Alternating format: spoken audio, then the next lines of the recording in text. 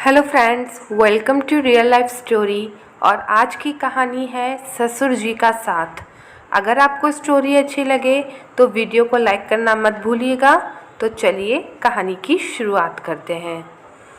कितने रुपए लोगी तुम मेरे बेटे को छोड़ने के लिए? इस आवाज़ को सुनकर जब साक्षी ने मुड़कर देखा तो कोई औरत खड़ी हुई थी, बहुत महंगे कपड़े पहनकर और बड़ी तीखी नज़रों से साक्षी को देख रही थी। साक्षी ने उनसे कहा, मैंने आपको पहचाना नहीं, कौन है आप? तब उस महिला ने कहा, तुम बन तो ऐसी रही हो जैसे तुम मुझे जानती ही नहीं हो, पर तुम केशव को तो जानती होगी ना? मैं उसकी माँ हूँ। तब साक्षी ने कहा, अच्छा, आइए आंटी, अपन दोनों बैठकर बात करते हैं। तब केशव की मम्मी ने कहा, मैं यहाँ बैठने नहीं आई हूँ और मैं तुम जैसी लड़कियों को बहुत अच्छे से जानती हूँ और तुम तो तलाकशुदा भी हो। जाने क्यों तुम्हारे पति ने तुम्हें छोड़ दिया है। तुमने सोचा होगा किसी अमीर लड़के को फंसा लेती हूँ और उसके घर पर आराम से अपनी ज़िंदगी गुजार लूँगी। और तुमने यही चाल मेरे बेटे के साथ चली है।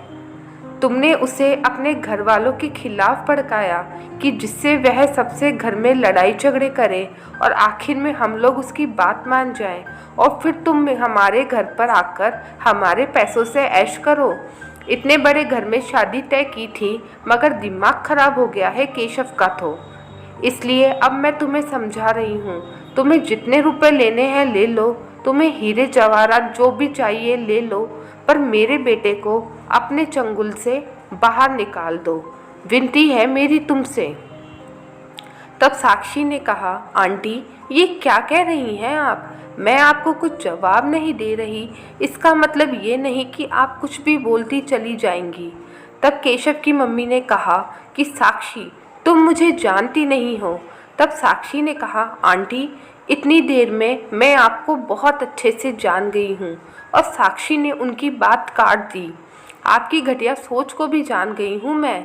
सबसे पहले मैं आपको बता दूँ, मुझे आपके बेटे में कोई भी दिलचस्पी नहीं है।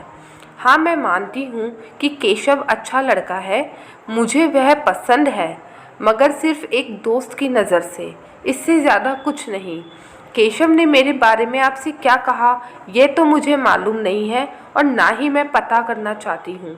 पर हाँ आंटी, मेरा तलाक हुआ है, लेकिन मैंने दिया है अपने पति को, उसने नहीं दिया है मुझे। क्यों हुआ है ये मैं आपको बताना ज़रूरी नहीं समझती, क्योंकि ये मेरा पर्सनल मामला है और मेरे सास ससुर ने भी मेरे हर फैसले में मेरा हमेशा साथ दिया है, क्योंकि उन्हें मालूम था कि मैं अपनी जगह पे हमेशा से ही सही थी। मेरे ससुर जी ने हमेशा मेरे हर काम में साथ दिया है। यह उनका बड़ा दिल है कि वह आज भी मेरे साथ खड़े हैं। और अभी भी यहाँ पर मैं जो अपनी आगे की पढ़ाई करने आई हूँ, वह भी उन्होंने ही मुझे भेजा है। मेरे माँ बाप मेरे सास ससुर ही हैं और मैं भी डॉक्टर बनकर वहीं रहूँगी उनके साथ, हमेशा उनकी बेटी बनकर। आप डरिए मत, आराम से अपने बड़े घर में अपने बेटे की शादी करिए।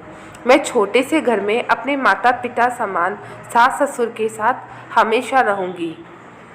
मैं तो बहुत किस्मत वाली हूँ जो मुझे ऐसे सास ससुर मिले हैं जिन्होंने अपनी बहू के खातिर अपने बेटे को घर से निकाल दिया।